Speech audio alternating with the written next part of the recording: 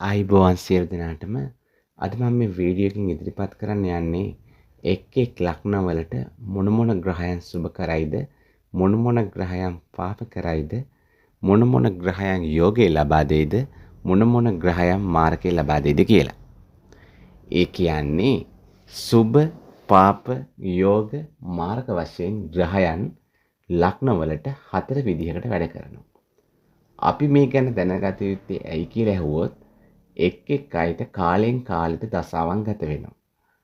ඒ දසාවේ සුබ ප්‍රතිඵලයක්ද අසුබ ප්‍රතිඵලයක්ද නැත්නම් වෙන යම් ප්‍රතිඵලයක් ලැබෙනවද කියලා අපිටම ප්‍රශ්නයක් තියෙනවා. මේ ගැන දීර්ඝව පැහැදිලි කරනවා නම් ඔයාගේ ජ්‍යොතිෂ මහත්තයා ළඟට යනවා කේන්දරේ පරීක්ෂා කරලා බලන්න. ජ්‍යොතිෂ මහත්තයා කියනවා ඔයාලට මේ කාලේ සුබ දසාවක් යනවා. මේ කාලේ ඔයාලට හැම ප්‍රශ්න කරදරයක්ම විසඳෙනවා කියලා. නමුත් දසාව සම්පූර්ණයෙන් ගත වෙනවා. සමහර අයට කිසිම සුබ දෙයක් සිදුවන්නේ නැහැ. ඒ ඇයි කියලා ඇහුවොත් අපි දැනගත යුතුයි ඒ දසාවට අයිති ග්‍රහයා නුඹට සුබ ග්‍රහයෙක්ද කියලා. ඒ ගැන පැහැදිලි කරන්නයි මම අද මේ වීඩියෝ එකෙන් බලාපොරොත්තු වෙන්නේ. අද මම කතා කරන්නේ මිථුන ලග්නය ගැන. මිථුන ලග්න හිමියනි ආයිබෝවන්. මිථුන ලග්නයට සුබ ග්‍රහයා විදිහට වැඩ කරනවා සිකුරු ග්‍රහයා සහ සෙනසුරු ග්‍රහයා. මිථුන ලග්නයේ අයට සුබ ග්‍රහයා ලෙස වැඩ කරනවා සිකුරු ග්‍රහයා සහ සෙනසුරු ග්‍රහයා. ඒ වගේම පාප ග්‍රහයා ලෙස වැඩ කරනවා රවි ග්‍රහයා, කුජ ග්‍රහයා සහ ගුරු ග්‍රහයා. මිථුන ලග්නයේ අයට පාප ග්‍රහයන් 3 දෙනෙක් වැඩ කරනවා. ඒ කියන්නේ රවි ග්‍රහයා, කුජ ග්‍රහයා, ගුරු ග්‍රහයා මිථුන ලග්නයේ අයට පාප ග්‍රහයා ලෙස වැඩ කරනවා. යෝග ග්‍රහයා ලෙස වැඩ කරනවා සිකුරු ග්‍රහයා සහ සෙනසුරු ග්‍රහයා. යෝග කියන්නේ සුබ ප්‍රතිඵලයේ දෙගුණ කරලා ලබා දෙන ග්‍රහයා. ඒ ග්‍රහයා දෙන්නම මිථුන ලග්නයේ අයට යෝගයේ ලබා දෙන්න ඕන ග්‍රහයන් ලෙස සඳහන් වෙනවා සිකුරු ග්‍රහයා සහ සෙනසුරු ග්‍රහයා. ඒ වගේම මාරක ග්‍රහයා ලෙස ග්‍රහයන් දෙන්නෙක් සඳහන් වෙනවා. මාරක ප්‍රශ්න කරදර වලට මුහුණ දෙන්න සිදුවන ග්‍රහයන් දෙන්න තමයි මිථුන ලග්නයේ අයට කුජ ග්‍රහයා සහ ගුරු ග්‍රහයා. මිථුන ලග්නයේ අයට මාරක ග්‍රහයා ලෙස සඳහන් වෙනවා කුජ ග්‍රහයා සහ ගුරු ග්‍රහයා. හරි. මිථුන ලග්නයේ අය කේන්දරයේ අතට අරගෙන බලන්න මිථුන ලග්නයේ අයට සිකුරුගේ දසාවක් ගත වෙනවද කියලා. සිකුරුගේ දසාවක් මිථුන ලග්නයේ අයට ගත වෙනවා නම් ඔයාලගේ කේන්දරේ වම් අතට ගණන් කරලා බලන්න සිකුරු ග්‍රහයා ඔයාලගේ කේන්දරේ 1 5 9 යන ත්‍රිකෝණ ස්ථාන වලින් හරි 1 4 7 10 යන කේන්ද්‍ර ස්ථාන වලින් බල සම්පන්නව උච්ච වෙලා ඉන්නවා නම් සිකුරු දසාවේදී මිථුන ලග්නයට අනිවාර්යයෙන්ම සුබ ප්‍රතිඵල ලබා දෙයි. මිථුන ලග්නයට අනිවාර්යයෙන්ම සුබ ප්‍රතිඵල ලබා දෙනවා සිකුරු දසාවේදී සිකුරු ග්‍රහයා 1 5 9 යන ත්‍රිකෝණ ස්ථානවල හෝ 1 4 7 10 යන කේන්ද්‍ර ස්ථානවල බල සම්පන්න ලෙස ඉන්නවා නම් මිථුන ලග්නයට අනිවාර්යයෙන්ම සිකුරු දසාවේදී සුබ ප්‍රතිඵල ලබා ගන්න පුළුවන්. එහෙම නැතුව සෙනසුරුගේ දසාවක් යනවා කියන්නකෝ.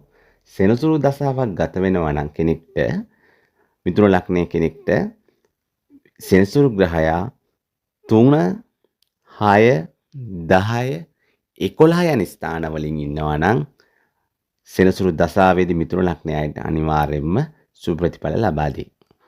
සෙනසුරු දසාවක් යනකොට සෙනසුරු ග්‍රහයා 3 6 10 11 යන ස්ථාන වලින් ඉන්නවා නම් අනිවාර්යයෙන්ම සෙනසුරු දසාවේදී මිථුන ලග්නයට සුබ ප්‍රතිඵල ලබා ගන්න පුළුවන්.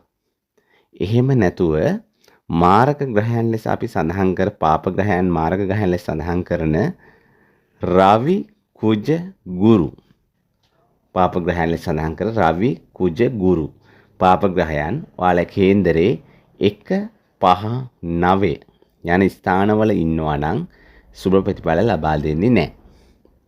අනිවාර්යෙන් මම කියන්නම් රවි කුජ ගුරු පාප ග්‍රහයන් 1 5 9 යන ත්‍රිකෝණ ස්ථානවල ඉන්නවා නම් අනිවාර්යයෙන්ම මිථුන ලග්නයේ අයට සුබ ප්‍රතිඵල ලබා ගන්න බෑ.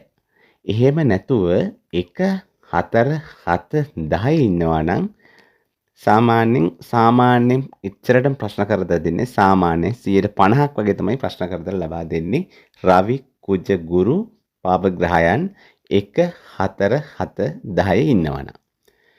එහෙම නැතුව පාප ග්‍රහයන් 3 6 10 11 මම පාප ග්‍රහයන් ලෙස සඳහන් කරන කුජ ගුරු රවි කුජ ගුරු යන පාප ග්‍රහයන් ඔයාලගේ කේන්දරේ මිථුන ලග්නයේ කේන්දරේ 3 6 10 11 ඉන්නවා නම් වැඩිපුර අසුබ ප්‍රතිඵල ලබා දෙන්නේ නැහැ. එයාලට සාමාන්‍ය ප්‍රශ්න කරදර තමයි දෙන්නේ. ගොඩාක් ප්‍රශ්න කරදර ලබා දෙන්නේ නැහැ. එහෙම නැතුව කුජ ගුරු ලෙස මාර්ග ග්‍රහයන් ලෙස සඳහන් කරන මිථුන ලග්නයේ අයට කුජ ගුරු ඔයාලගේ කේන්දරේ මිථුන ලග්නයේ කේන්දරේ 2 3 7 8 11 යන ස්ථානවල බල සම්පන්නව ඉන්නවනම් වාඩි වෙලා ඉන්නවනම් කුජ ග්‍රහයා හරි ගුරු ග්‍රහයා හරි අනිවාර්යයෙන්ම කුජගේ දශාවේදී හෝ ගුරුගේ දශාවේදී මාරක ප්‍රශ්න කරදර වලට මිථුන ලග්නයේ අයට මුහුණ දෙන්න සිදු වෙනවා කියලා සඳහන් කරන්න පුළුවන්. කුජ ග්‍රහයාගේ හෝ ගුරු ග්‍රහයා ඔයාලගේ කේන්දරේ 2 3 7 8 11 යන ස්ථානවල ඉන්නවා නම් ඒ කුජගේ දශාවේදී හෝ ගුරුගේ දශාවේදී මිථුන ලග්නයේ අයට මාරක ප්‍රශ්න කරදර වලට මුහුණ දෙන්න සිදු වෙනවා කියලා සඳහන් වෙනවා. හරි. එහෙනම් දැන් මිථුන ලග්නයේ අයට පැහැදිලි ඇති කියලා හිතනවා. මිථුන ලග්නයේ අයට සුබ ග්‍රහයක් කවුද? පාප ග්‍රහයක් කවුද? යෝග ග්‍රහයක් කවුද? මාර්ග ග්‍රහයක් කවුද කියලා මම දැන් පැහැදිලි කරා. මේ කරුණු ප්‍රමාණවත් ඇති කියලා මම හිතනවා. මේ කරුණු ඔයාලට වැදගත් වෙනවා නම් අනිවාර්යයෙන්ම මගේ වීඩියෝ එක ෂෙයා කරන්න. ඒ වගේම ලයික් එකක් දාන්න, කමෙන්ට් එකක් දාන්න කියලා අමතක කරන්න එපා. දැනටමත් සබ්ස්ක්‍රයිබ් කරලා නැත්නම් අනිවාර්යයෙන්ම සබ්ස්ක්‍රයිබ් කරන්න කියලා ආදරෙන් ඉල්ලා සිටිනවා. එහෙනම් නැවත වීඩියෝ එකක් ලබා දෙනතුරු තෙරුවන් සරණයි.